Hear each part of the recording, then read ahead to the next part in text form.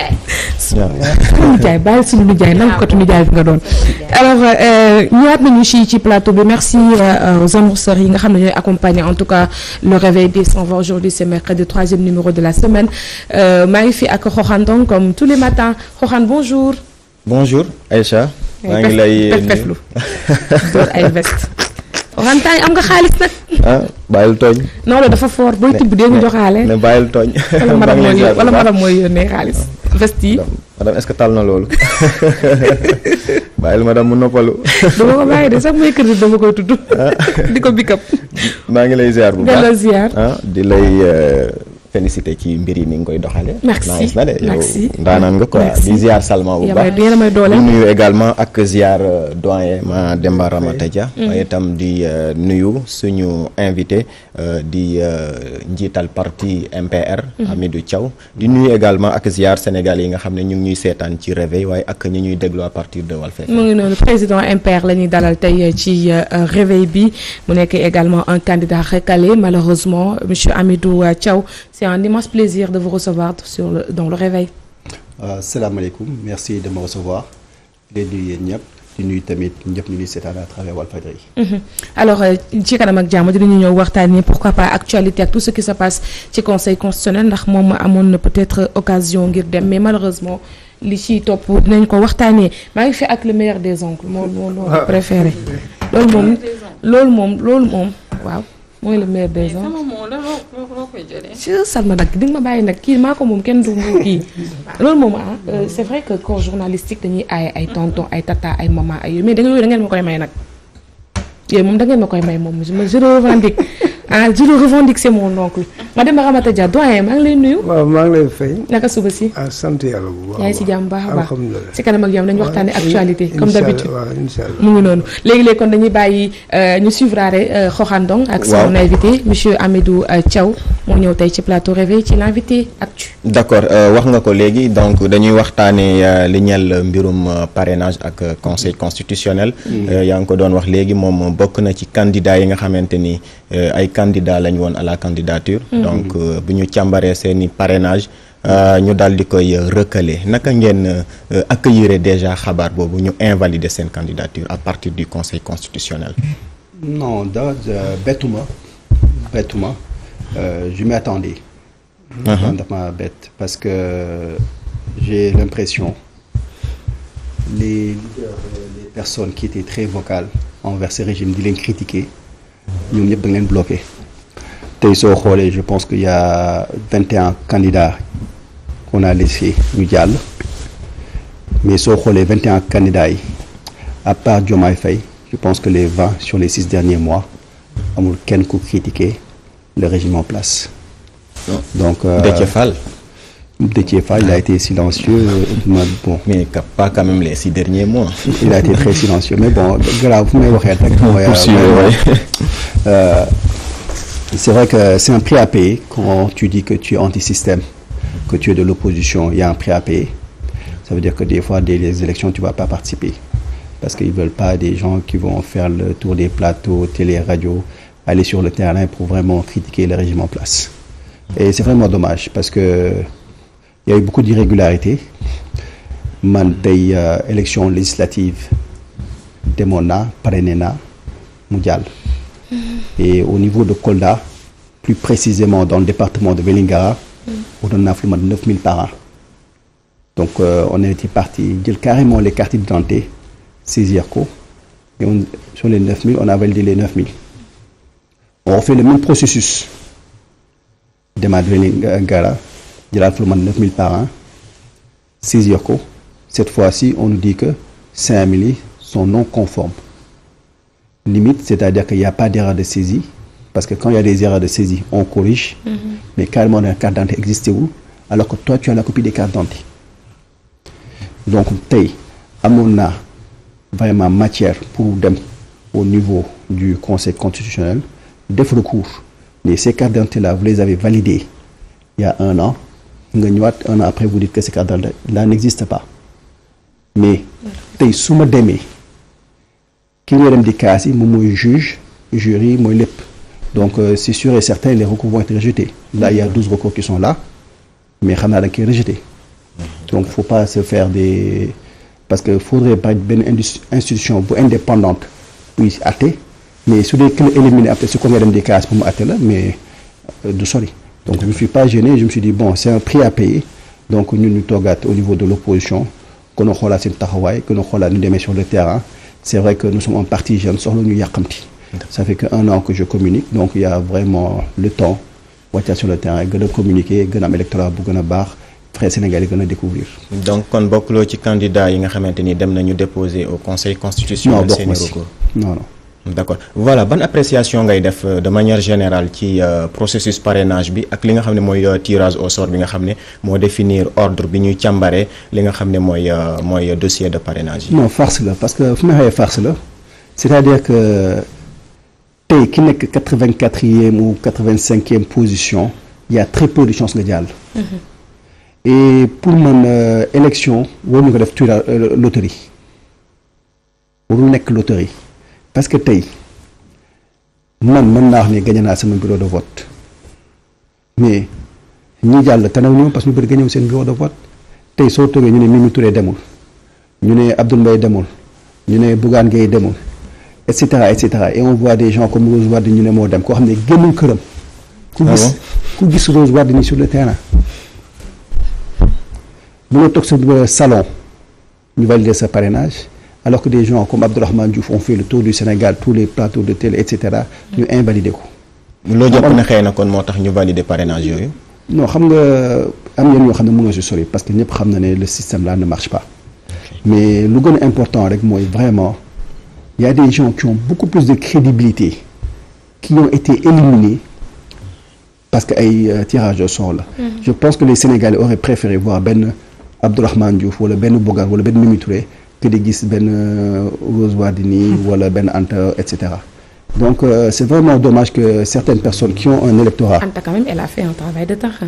2 mois la def sérieusement elle a fait que 2 mois d'élection. mais wër na réew mi non j'ai d'accord j'ai dit. elle était là beaucoup plus de 2 mois 6 mois mu ngi ci terrain bi. non teel a def investiture am. non bu ñu dugg ci politique j'étais au courant. parce que dafa maa woo avant mi dugg ci politique xam naa ne deful 3 mois.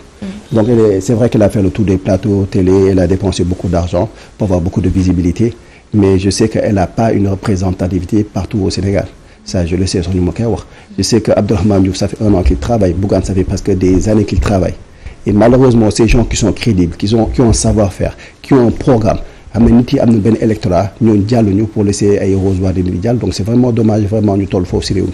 mais est-ce que Rose Wardini parce que man j'ai pas compris 33 000 parrains dañ ko waxoon que da nga am doublon à régulariser.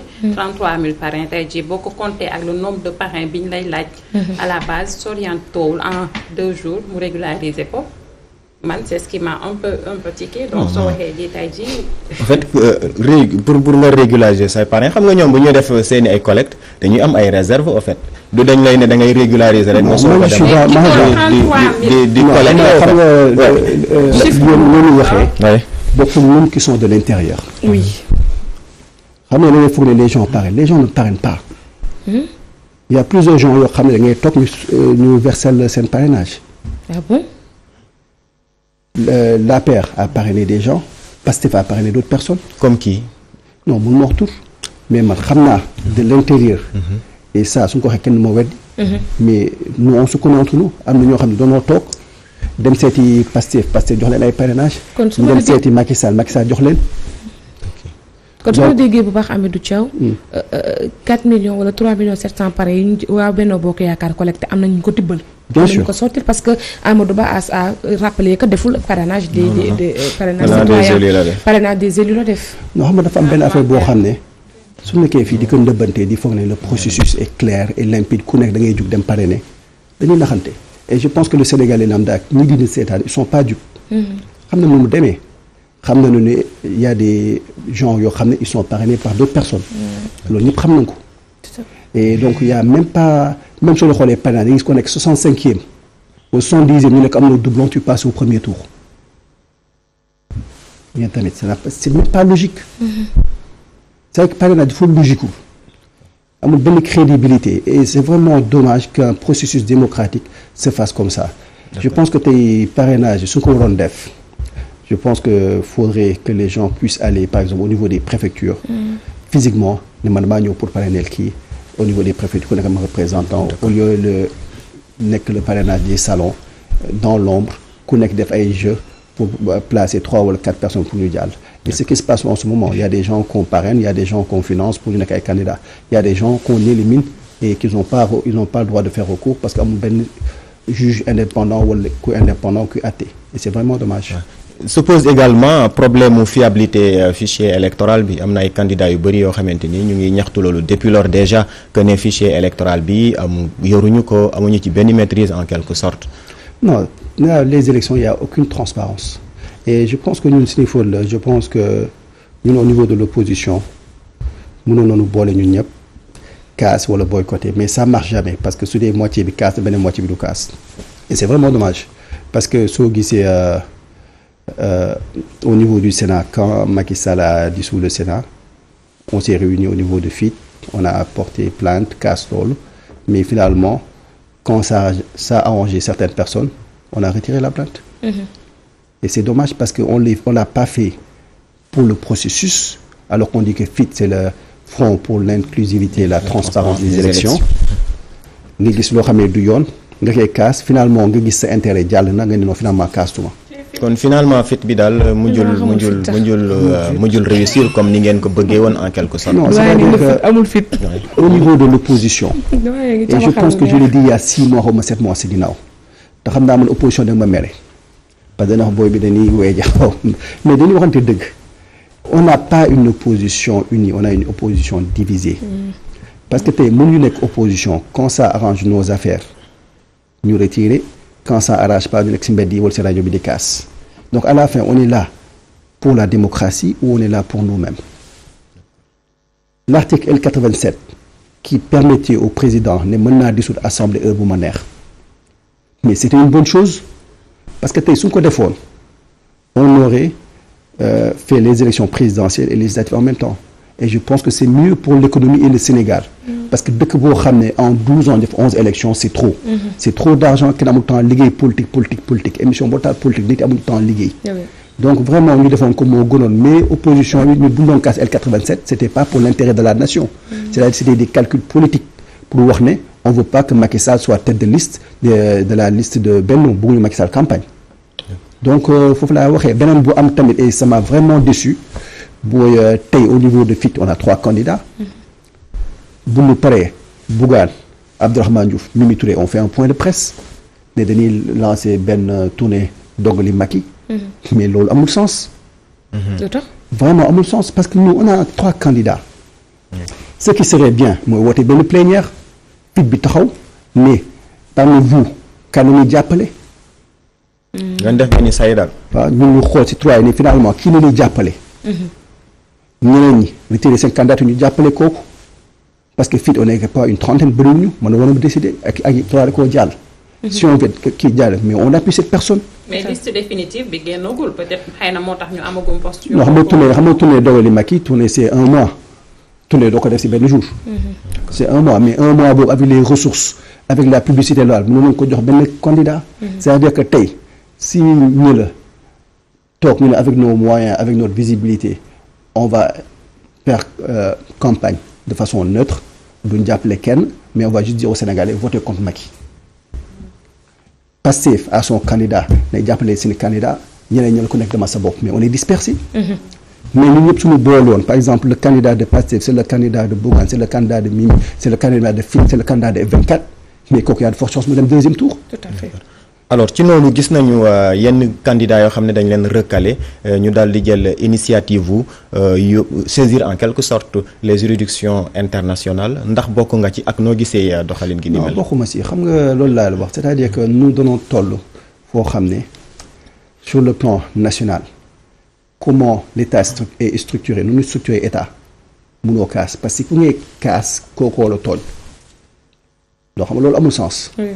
léegi nga ñëw nag sur le plan géopolitique dañoo toll foo xam ne l'Union européenne wala les États-Unis veulent la continuité ils veulent pas la rupture parce que au niveau du Sahel ils ont perdu le Burkina ils ont perdu le Mali ils ont perdu le Niger ils ont perdu la Guinée parce que soo xoolee sur le plan géographique parce que pas le nombre de pays mais surface parce que moitié CEDEAO dem na. oui léegi Sénégal su demee loolu arrangé wu leen. Sénégal ak Côte d'Ivoire rek leen dese. waaw léegi maintenant tu penses que ñoom ils veulent une rupture. avec oui. donc il y a benn certaine réflexion bu ngay dem xam ne lu ngay def ni perte de temps la. La preuve pendant le problème de Ousmane Sonko je ne me trompe pas F24 bëggoon na gis les députés européens mais ils ont dit que la délégation peut venir sauf les éléments passifs. Ah oui. Donc pour dire rek mais ces gens-là ne veulent pas le changement ils veulent la continuité ils veulent une certaine mainmise sur les ressources du Sénégal donc ñun su ñu dem di casser si ñooñu on perd notre temps. on notre argent ñun lu ñu war a def dem campagne si ni candidat parce que un mois dafa tuuti pour jaay nit les 20 qui sont là ñu bëri kenn xamu leen. surtout les candidats de fit amuñu doole boobu kenn xamu leen ñu doonoo war a jug bàyyi si di caaxaan xëy dañu def ay recours rek day dem Union européenne dem accepter la défaite. xam ne quel que soit alpha les choses ne vont pas changer mais lu ñu mën a def yàlla ubbi leen buntu parce que yooyu ñett yooyu romb noonu doon ka war accepter yàllaa leen may ñu jàll. mais noonu jàppale ñooñu ils sont de l'opposition ils prônent le changement mais noonu jug retrouver si dimanche ku nekk yow zone bu nga am doole nga dem xeexal kooku dem jaay la le candidat et pour man c'est ça. du ñu war a def mais malheureusement dem di cas yi deg si plateau télé amul sens. d'ailleurs sax candidat yooyu nga tudd léegi am na ci ñi nga xamante ni démb interpellé nañu le président Macky Sall ne na wax ci processus bi sinon mu stoppé ko te loolu bu ko stoppé wala président Macky Sall dégg leen c'est-à-dire que report mun naa am à tout moment. non ndax yow d'accord nga ci fànn boobu est-ce que il y a lieu de négocier actuellement. je suis pas d'accord parce que amoon nañu temps def ko parce que quand ils ont commencé à dépouiller les parrainages. le premier mercredi nous waroon àtte le premier mercredi nous waroon àtte parce que le premier mercredi nous waroon àtte pour xool est-ce que le Sénat qui est là est légal ou pas n'est pas légal. si c'était pas légal on allait reporter les élections mais dans les premiers jours Boubacar Camara jàll na Déthié jàll na kii jàll na Cheikh Tidiane Dièye ñu ne comme on a à peu près 3 de l'opposition qui sont jàll ñu jàll kon affaire dina jaar normalement. donc on a retiré notre plainte le mardi. D'accord. léegi ñu dem ba femme ñu recalé ñëpp ñu ne non finalement na kii recommencé non faut pas ñu fekk Sénégalais yi. d'accord xaw na ko brosse bon déjà bi muy démarrer ban commentaire ngay def ci 21 candidats yi nga xam ne ñoom la ñu jot a valider seeni dossiers. non xam nga li wax 21 candidats yi c'est des sympathisants et des anciens du régime ñoo si ëpp à part Benno. à part Dama Dioum sax à part Diomaye la plupart c'est des sympathisants ou des anciens du régime ak Diomaye Déthié par exemple 2 3 donc c'est vraiment dommage ñu am benn 21 personnes mais l'opposition n'est pas vraiment représentée dedans si je peux dire parce que il y a beaucoup de l'ancien de l'APR et cetera mais bon. pour moi déjà ils ne sont plus de l'APR quand même bu fekkee tey am na un candidat de Benno benn la Amadou Ba ñi ci des ñëpp ñoom se réclament de l'opposition quoi. non xam nga on a l'habitude de voir des listes parallèles. am nga élection ak liste parallèle ñoo ànd ak candidat parallèle par exemple c'est des gens yoo xam ne dañuy am seen dañuy dem mais après ils se retrouvent au deuxième tour. et c'est une bonne stratégie donc politique la si la bokk politique c'est-à-dire que déjà da ngay diviser pour ku nekk fokkati électorat am après ngeen retour au deuxième tour. mais c'est la même famille ñoom bu doon ànd di def yenn irrégularité yi ñoom ñoo àndoon kenn kaas si woon. comme ñoom Mame Boye Diao Aly Ngouille Ndiaye Boun Abdallah Dionne problème bu ñu fi amee ñoom ils étaient de l'autre côté kaasuñu waaye ba 2-3 mois avant les élections nga génn dem présenter wu donc ça veut dire que t'as pas de problème avec ce régime parce que t'avais des problèmes ak ni ñuy doxalee foog naa war a génn nga bu yàgg waaw donc ñun tamit l'électorat il faut que ñu xamee ne tamit bu ngeen jëm a manipuler ma jëm na je pense que ñoo xamal nañu seen bopp ils sont pas dupes donc les 21 qui sont là man ce qui me dérange c'est 21 yoo xam ne j'ai pas encore écouté le programme c'est des gens qui fustigent pas la situation actuelle du pays parce que tey dëkk bi am nu muy doxee neexu Sénégal yi mais gisuma 21 yi di ko kaas donc pour man daal sama xel teel na tey su ma doon wax jàppaleel kenn doy na waar te xam naa ne beaucoup de Sénégalais sont dans ma situation ñu bëri tey soo ne koy voter le jour élection xamuñu ko. alors tey jii est-ce que bon au regard de tout ça est-ce que mën nga optimiste que ne élection bi dina jaar ci yoon disons ak bu fekkonte ne am nga lenn loo xamante ni da nga koy suggérer pour ñu indi ko comme coppite ngir processus bi mën a ñoŋ lan lay doon. non élection xam nga déjà dès que tu soo tamit damay choisir wala l'autorité di déterminer kuy bokk am élection boobu des na jaar yoon léegi nag bon lu mën a def rek mooy vraiment souhaiter bonne chance les candidats de l'opposition mais que le meilleur gagne ñun nag dinañoo xool ku ñu àndal après le 20 les listes définitives su génnee dina xool ku ñu àndal su dee amuñu ku ñu àndal ñu toog def campagne neutre mais c'est vraiment dommage parce que je pense que dynamique mi amoon na pour ñu am alternance mais dernier moment toi yëpp a yàqu. D'accord Aïcha. Je crois que on a fait suñu temps bi daa mel ni jeex na. oui donc ñu bàyyi la nga wéyal. waxtu ba sax xat na ma wax dëgg fa neex yàlla jaajëfal la bu baax a baax Xoxane Ndong kon nag léegi dañ lay bàyyi tamit nga dem ak moom ci rajo ba peut-être def benn entretien pour le midi parce que joxe na fi quand même ay mbir yu am solo yoo xam ne ni bëgg nañu ko exploiter n'est-ce pas. D'accord. Alors Pierre yow waxal naa la sa yow.